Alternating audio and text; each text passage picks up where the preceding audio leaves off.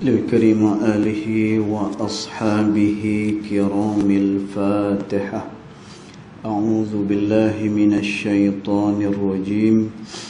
بسم الله الرحمن الرحيم.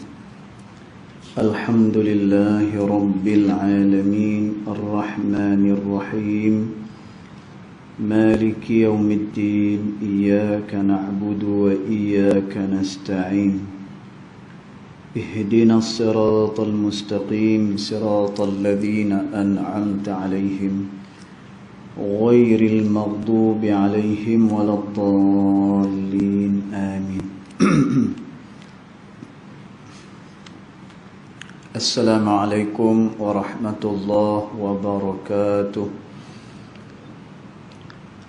الحمد لله والصلاة والسلام على رسول الله سيدنا محمد بن عبد الله وعلى آله وصحبه ومن والاه.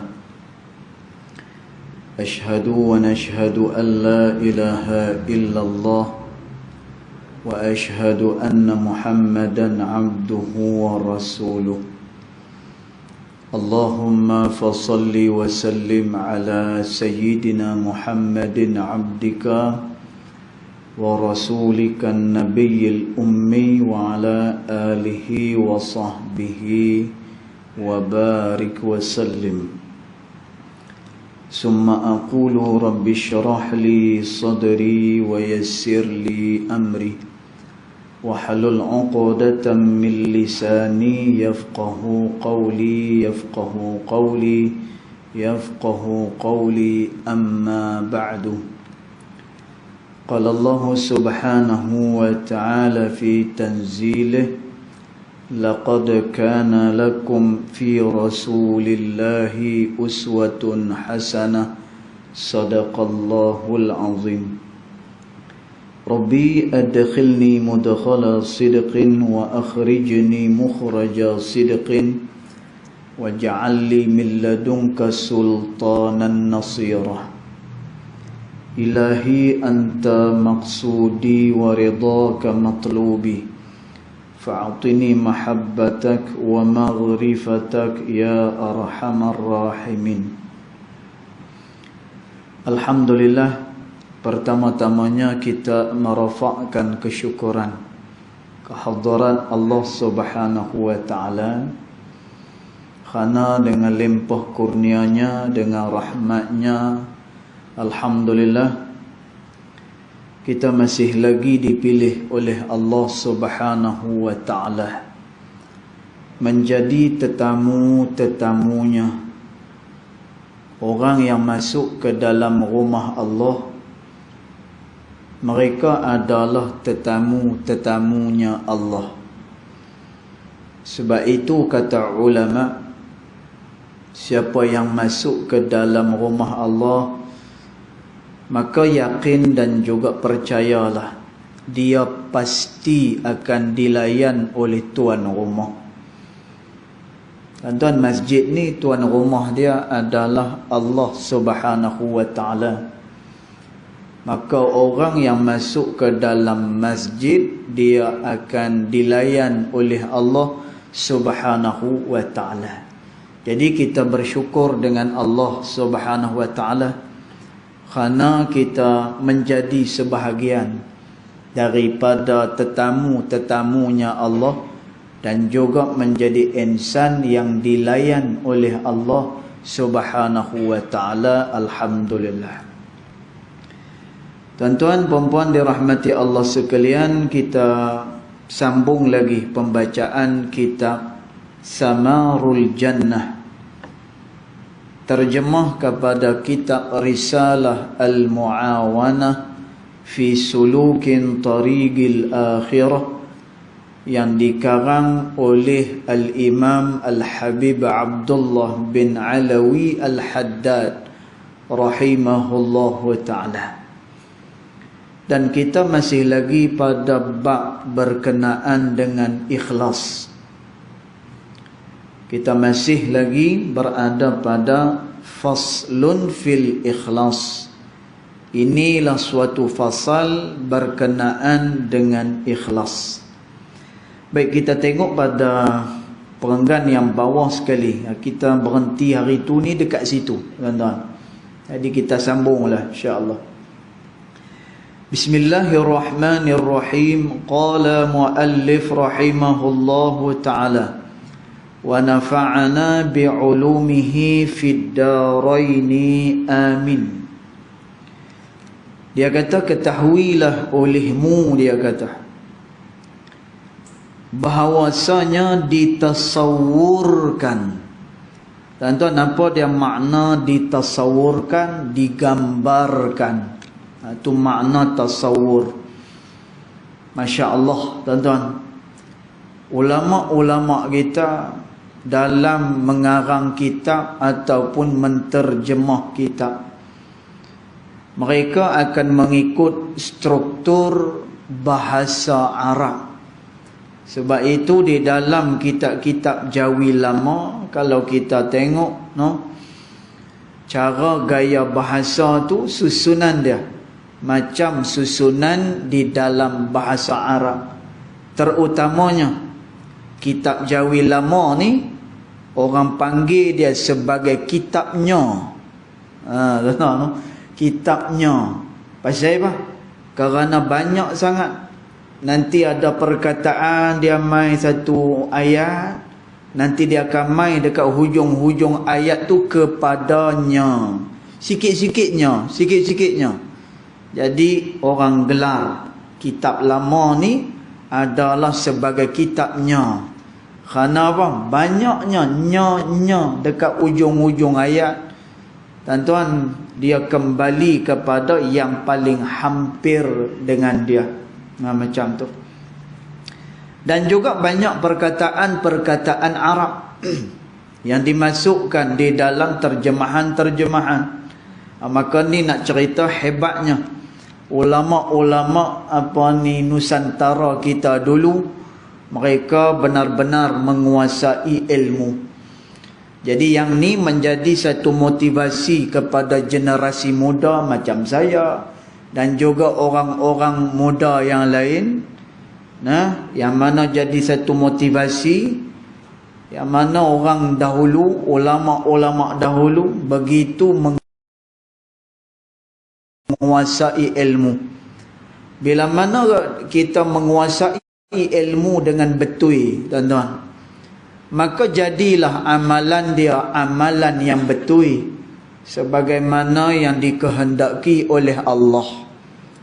Kita, tuan-tuan, semuanya nak dekatkan diri dengan Allah.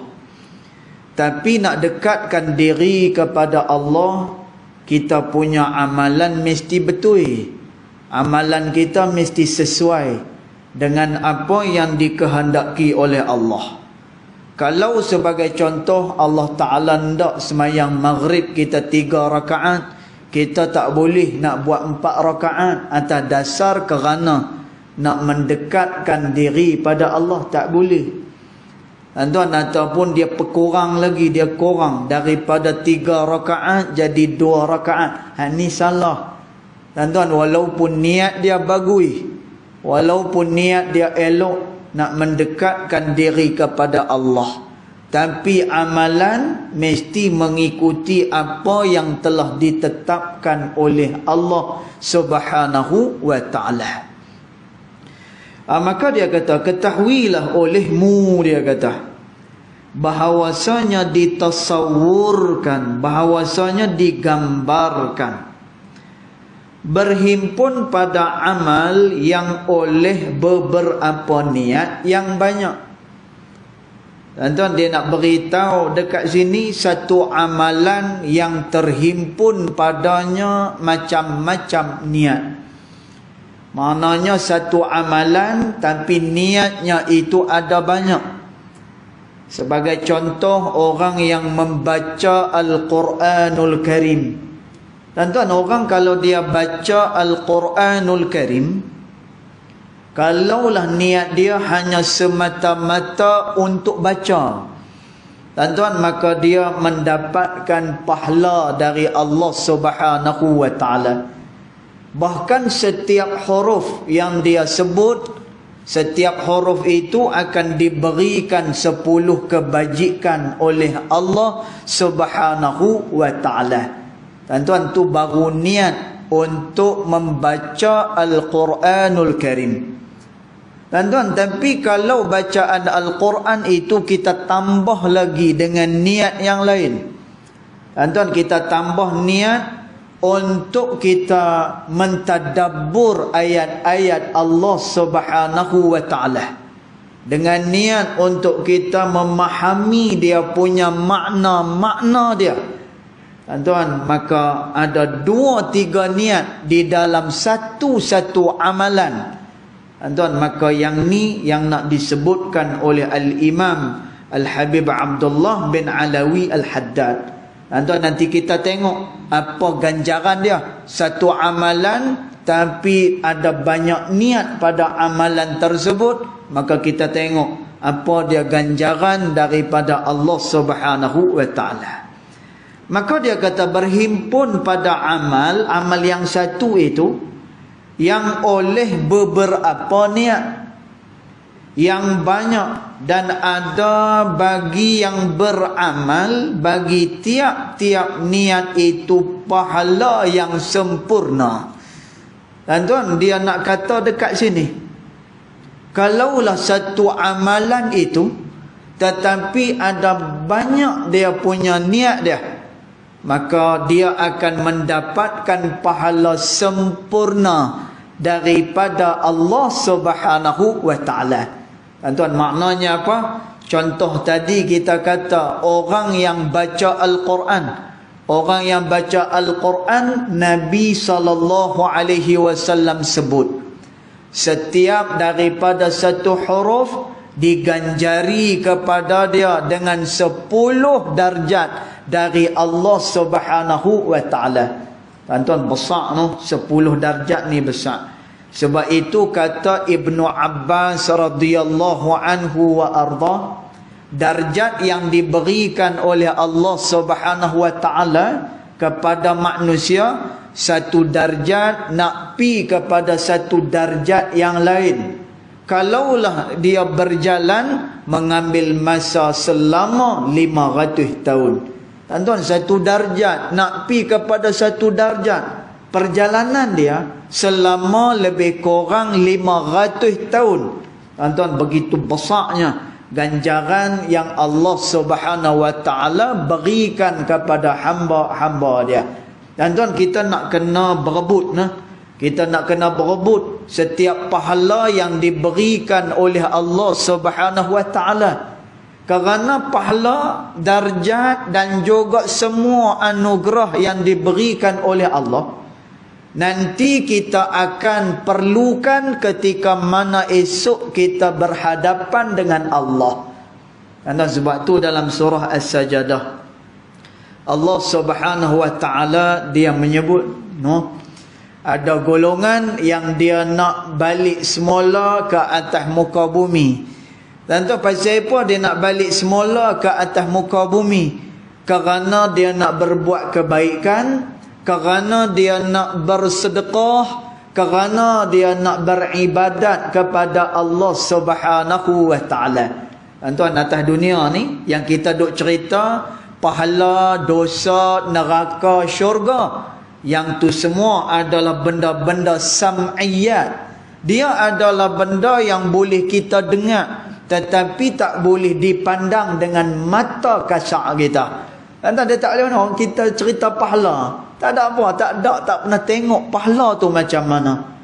Tuan-tuan, kita sebut dosa pun sama juga, kita tak pernah nampak dosa tu macam mana, syurga macam mana, neraka macam mana, tak pernah untuk kita tengok. Tuan-tuan, tapi esok bila kita berhadapan dengan Allah Subhanahu wa ta'ala, bila nampak syurga nak masuk syurga, bila nampak neraka takut kepada neraka, bila tengok azab Allah Subhanahu wa ta'ala tak mau diazab oleh Allah Subhanahu wa ta'ala. Tuan-tuan, maka kerana tu kita kena berebut pahala-pahala yang diberikan Allah Subhanahu wa ta'ala kepada kita. Jadi orang yang baca Al-Quran satu, Dia dah dapat dah sebagaimana yang disebut oleh Nabi SAW. Setiap satu huruf dia akan dapat 10 darjat daripada Allah Subhanahu wa ta'ala. Kemudian ditambah lagi, dia baca Al-Quran bahasa apa? Kerana nak mentadabbur ayat. Kerana dia nak faham Al-Quranul Karim. Yang tu pahala lain pula diberikan oleh Allah Subhanahu wa ta'ala. Tuan-tuan, kira-kira Allah Ta'ala ni dia tak mau azab manusia. Tuan-tuan, sebab itu kita nak diazab oleh Allah, kita nak dimasukkan ke dalam neraka Allah cukup payah.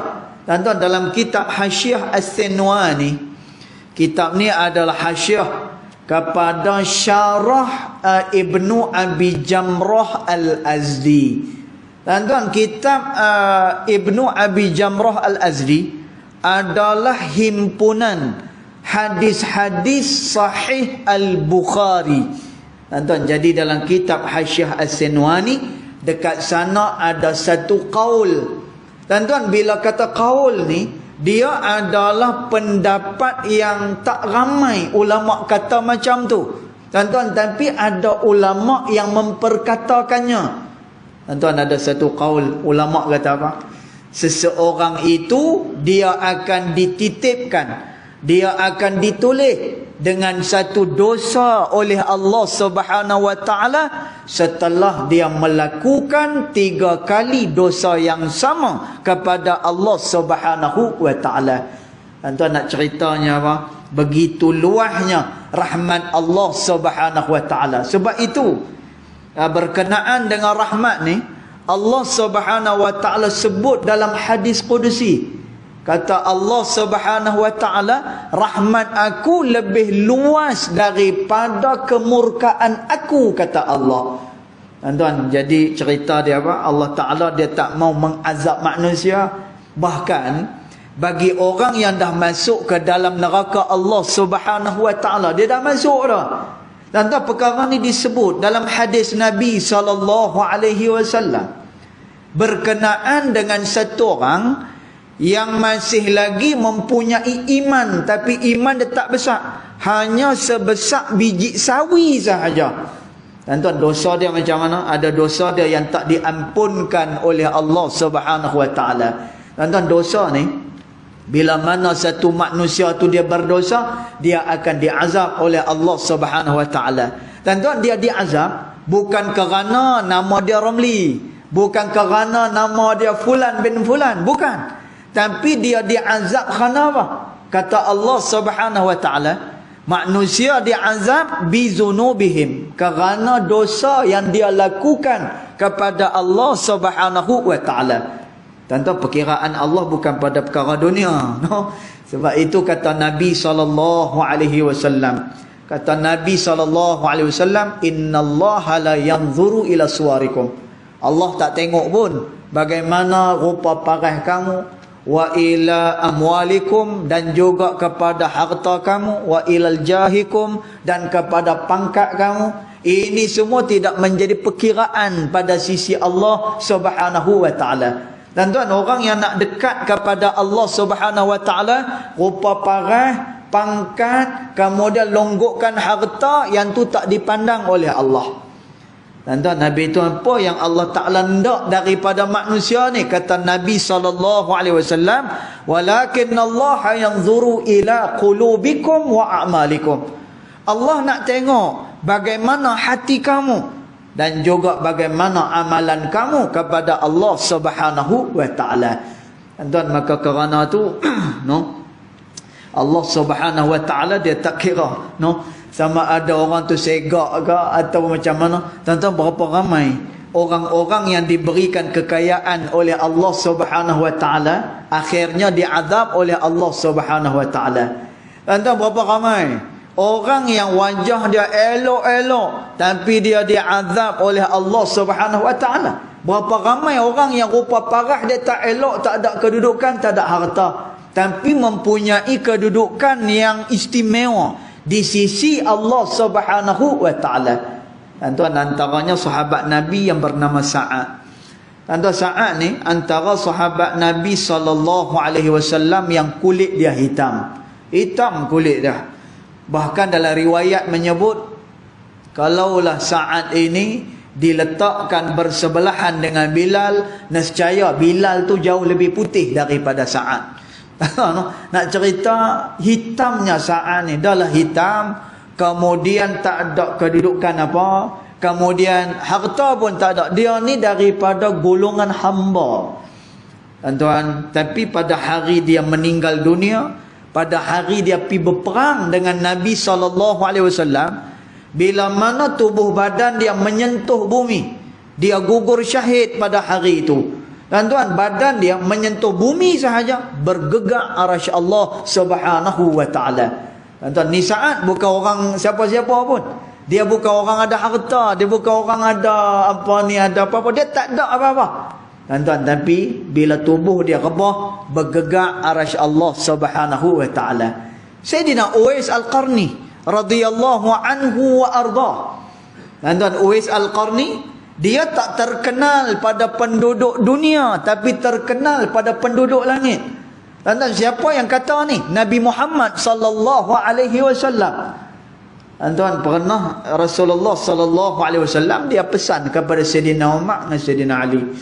Tuan-tuan, Sayyidina Umar, Sayyidina Ali ni adalah sahabat-sahabat besar Rasulullah sallallahu alaihi wasallam. Tapi Nabi pesan dekat dua orang ni, ya Umar, ya Ali, idza laqituma fas'ala. Wahai Umar, wahai Ali, kalaulah kamu jumpa dengan orang yang bernama Uwais minal Qarn, dia ni daripada daerah Qarn. Tuan-tuan, daerah Qarn ni dekat mana? Dekat negara Yaman. Tuan-tuan, maka kata Rasulullah, kalau kamu jumpalah dia ni, fas'ala, maka mintalah dia doakan untuk kamu berdoa. Tuan-tuan, Sayyidina Ali sahabat besar, Sayyidina Umar pun sahabat besar. Apa kedudukan Sayyidina Uwais Al-Qarni ni, sehingga kan begitu istimewa kedudukan dia disebut oleh Nabi SAW. Tuan-tuan, dia bukan orang apa-apa, dia bukan pemimpin, dia bukan orang kaya, dia bukannya orang yang segak, bukan dia. Bahkan dituduh sebagai orang gila. Tuan-tuan, pernah selepas wafat Nabi SAW musim haji, bila Sayyidina Umar dengan Sayyidina Ali nak cari orang yang nama Uwais ni, tuan-tuan, maka setiap rombongan haji yang daripada Yaman, maka Sayyidina Umar dengan Sayyidina Ali akan tanya, ada tak orang yang bernama Uwais, dia daripada daerah Qarn. Tuan-tuan, orang-orang yang pi haji ni, mereka kata kepada Sayyidina Umar, mereka kata kepada Sayyidina Ali, wahai Tuan Khalifah, apa sebabnya kamu nak cari orang yang bernama Uwais ni? Uwais ni, pada sisi kami dia ni tak ada apa-apa. Kalau kamu nak jumpa juga dengan dia, dia ada. Lah ni dia tengah jaga semua barang-barang kami nak dibawa kepada ibadat haji. Masya Allah, dia cuma jaga barang tapi kata Nabi SAW, kedudukan Uwais Al-Qarni radhiyallahu anhu wa arda tak terkenal di muka bumi, tetapi dia terkenal pada penduduk-penduduk di langit Allah Subhanahu wa taala.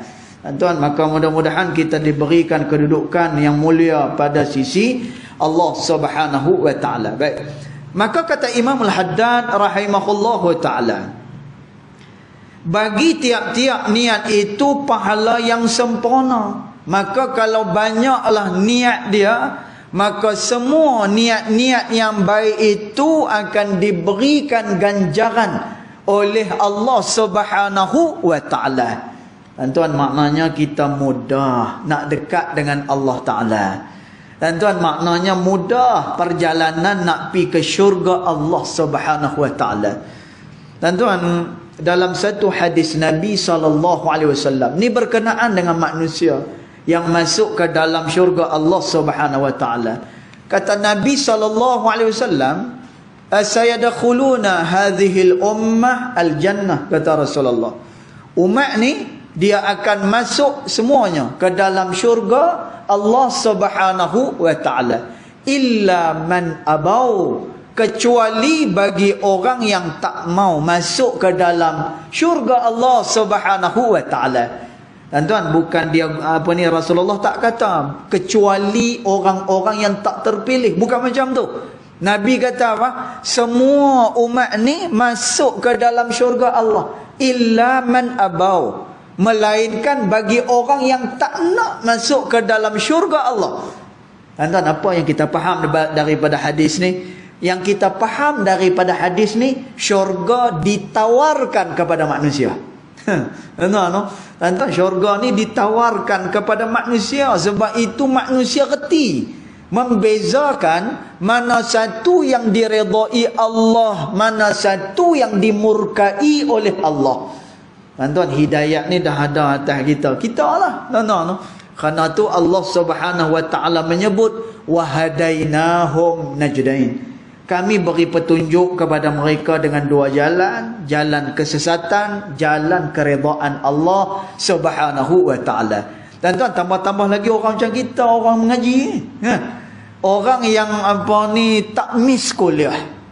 Hari-hari duduk berjalan. Lepas maghrib dia tengok, ustaz ni ada mengajak sini. Ada orang ni pergi masjid ni, ada orang pergi masjid ni. Tuan-tuan, pengajian kita terbuka, masya-Allah. Pengajian kita terbuka, kita bukannya duduk kat negara Israel lah. Kan? Yang tengah-tengah duduk sembahyang nak kena tembak, tak ada. Tak ada. Kita mai pun dalam suasana tempat yang selesa. Ada ekornya, ada kapeknya, masya-Allah, tabarakallah. Tuan-tuan, kalaulah orang yang mengaji ni jauhlah lagi, dia lebih tahu mana satu dia benda yang tak disukai oleh Allah dan juga benda yang disukai oleh Allah Subhanahu wa taala. Jadi kata Nabi SAW, semua umat ni akan dimasukkan ke dalam syurga Allah Subhanahu wa taala. Tuan-tuan, bahkan tadi kita sebut orang ni dah masuk neraka dah, tapi kerana ada sebesar biji sawi iman kepada Allah Subhanahu wa taala, akhirnya kata Nabi SAW, dia dikeluarkan daripada neraka tersebut. Tapi lamalah. Tapi lamalah. Perkiraan hari di negeri akhirat dan juga di negeri dunia ni, tuan-tuan, satu hari di negeri akhirat menyamai dengan 1000 tahun.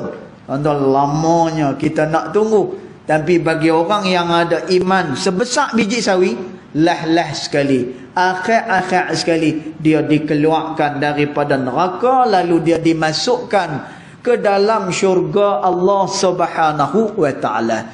Tuan-tuan, maka kerana tu, kata Imam Al-Haddad rahimahullahu taala, bila mana tiap-tiap amalan itu niat kamu tu banyak pada satu-satu amalan itu, maka kamu juga akan mendapatkan pahala yang sempurna daripada Allah Subhanahu wa taala. Misalnya, dia bagi misal. Misalnya daripada taat, bahawa niat ia dengan baca Quran. Dengan niat dia baca Quran, munajat akan Allah Subhanahu wa taala. Ni yang pertama. Tuan-tuan, dia baca Quran tu satu niat. Kemudian dia baca Quran kerana dia nak munajat dengan Allah Subhanahu wa taala. Tuan-tuan, baca Quran ni tak usah tinggal ya. Tak usah tinggal ya. Kita rajin nak keluar rumah, masa nak pakai minyak wangi, nak pakai bedak, rajin pula kita baca idh qala yusufu li abihi ya abati inni ra'aituhu ahada asyara kawkaban wasyamsa wal qamara li sajidin. Ayat ke berapa? 2 ataupun 3 daripada surah Yusuf. Tuan-tuan, tujuan dia untuk apa? Nampak seri muka tu. Nampaklah segak sikit, orang nampak pun berahi je kat dia. Hak tu dia cukup rajin duk amal. Tuan-tuan, nak buka kedai ni, bismillahirrahmanirrahim, wa man yattaqillah yaj'al lahu makhraja wa yarzuquhu min haitsu la yahtasib. Oi, rajin dia amal. Dan tuan, lepas-lepas waktu asar, bismillahirrahmanirrahim, idza waqa'atil waqi'ah laisa liwaqa'atiha kadhibah. Bazaibah suratul waqi'ah, kata Nabi SAW, yang membacanya tidak akan didekati dengan kefakiran, kata Nabi SAW. Dan tuan, cerita dia apa? Jangan tinggal Al-Quranul Karim. Masya Allah. Dan tuan, ada 2 amalan yang pasti dapat pahala. Pertama, tilawatul Quran. Bukan susah baca Quran. Tuan, Quran ni tak susah pun kita nak baca. Yang jadi susah pasal apa? Nafsu kita besar, menyebabkan kita penyegan, menyebabkan kita malas untuk membaca ayat-ayat Allah Subhanahu wa taala. Tuan, maka 2 amalan yang pasti dapat pahala. Satu, tilawatul Quran, baca Quran. Pasti dah dia akan mendapatkan pahala daripada Allah. Faham atau tak faham, ataupun bacaannya itu tak lancar, dia dapat pahala daripada Allah. Dan tuan, yang keduanya adalah amalan bersolawat kepada Rasulullah sallallahu alaihi wasallam. Sekalipun dia solawat dalam keadaan lalai, dia dapat pahala daripada Allah. Dan tuan, zikir-zikir yang lain tu khilaf ulama. Walaupun ulama kata, ada satu pendapat kata, orang yang zikir dia lalai daripada zikir dia tak hadirkan ketika mana dia zikir pada Allah, maka dia tak mendapatkan habuan daripada Allah.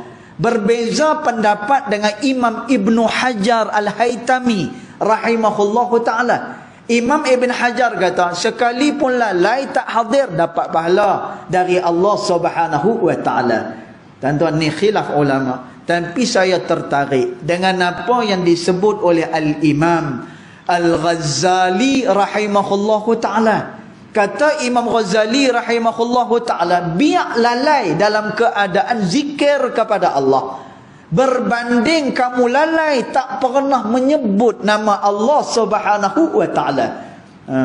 Jadi biar kita lalai tak apa, asalkan kita ni ada juga usaha untuk kita mendekatkan diri pada Allah, ada usaha untuk kita sebut nama Allah Subhanahu wa ta'ala. Tuan, maka jangan tinggal bacaan Al-Quran kita hari-hari.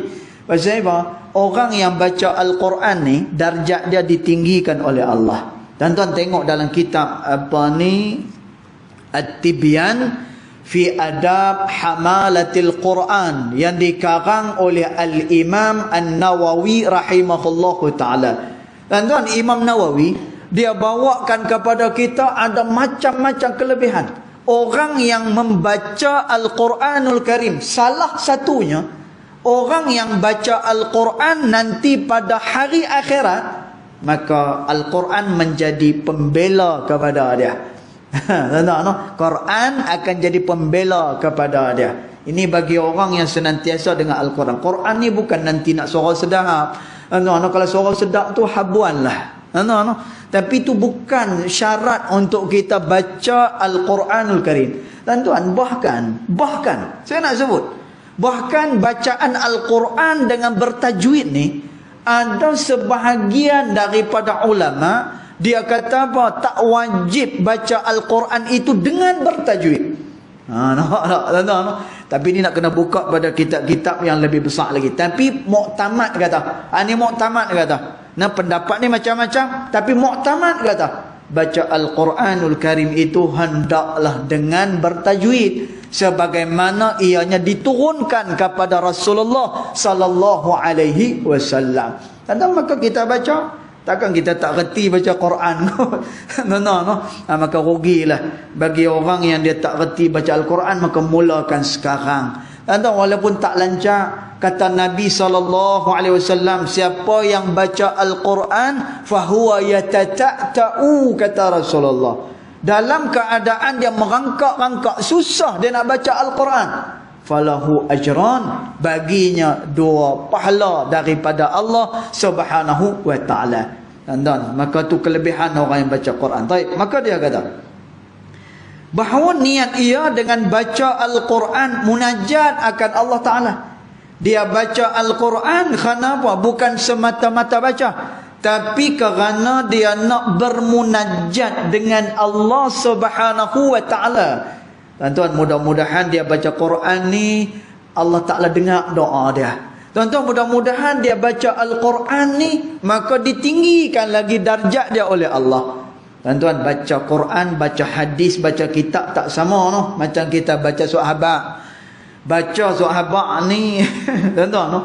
Kalau kita baca dengan emosi, setan duk mai. Kan, kalau baca dengan emosi, apa ni apa, tak kena saja. Tak kena saja. Tapi esok-esok tuan-tuan, kalau dia duduk kat tempat tu baru dia tahu. Kan? Baru dia tahu. Macam kami dululah masa mengaji di Mesir dulu, kan.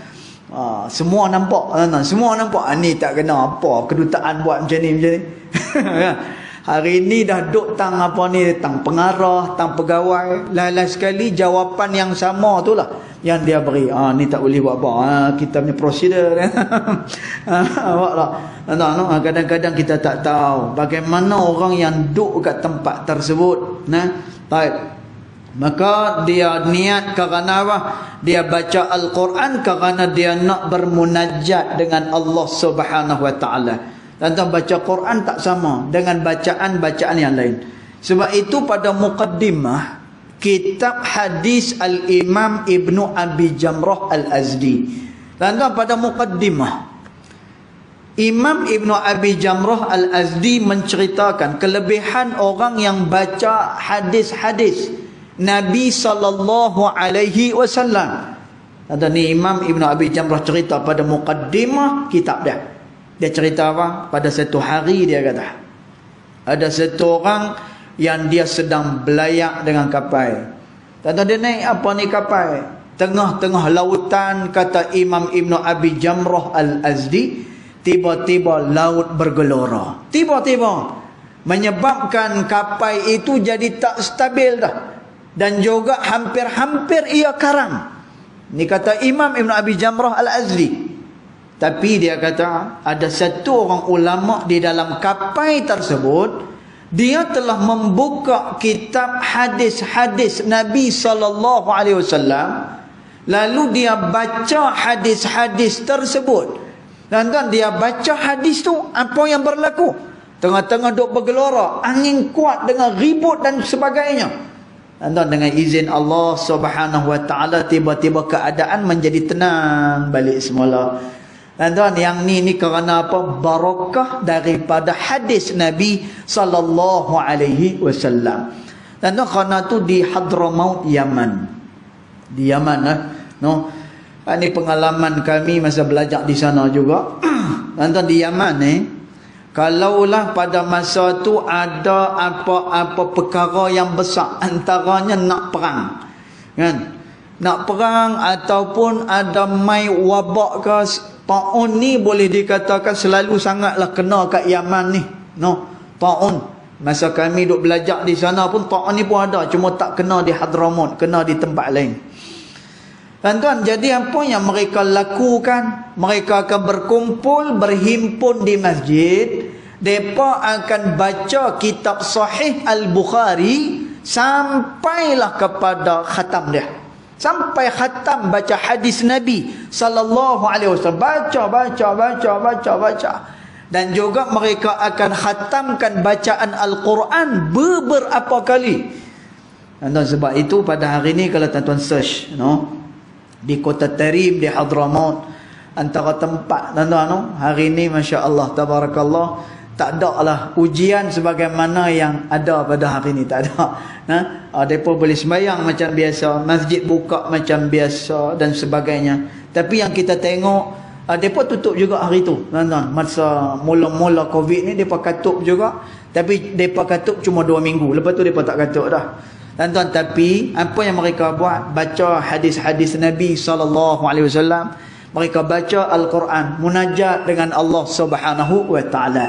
Tuan-tuan, maka demikian amalan yang mereka lakukan sehinggalah mereka diberikan barakah oleh Allah Subhanahu Wa Taala. Maka dia kata niat ia dengan baca Quran itu kerana munajat kepada Allah, maka niat baca Quran dapat sempurna. Munajat tu tadi pun dia dapat sempurna dari Allah Subhanahu Wa Taala. Jadi mudah-mudahan kita dapat memperbanyakkan niat-niat kebaikan kita, dan mudah-mudahan niat-niat itu akan dibalas setimpal oleh Allah Subhanahu Wa Taala. Cukup dulu setakat tu. Yang baik datang dari Allah Subhanahu Wa Taala.